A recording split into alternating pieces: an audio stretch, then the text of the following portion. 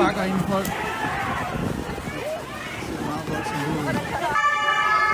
Igennem en gård her, ude på den anden side. Jeg prøver at følge med.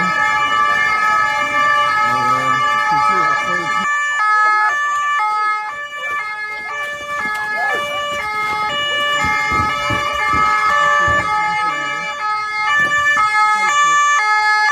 der løber forvirret rundt.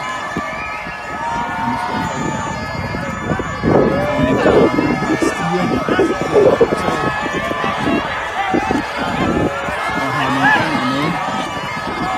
Politiet de er altså i mindretal. Jeg ved ikke, om der er nogen, der kommer voldsomt til skade, men politiet bakker også ind i folk. Jeg håber, at det er nogenlunde okay. Og der er så rigtig høj stemning nu, fordi at der er tændt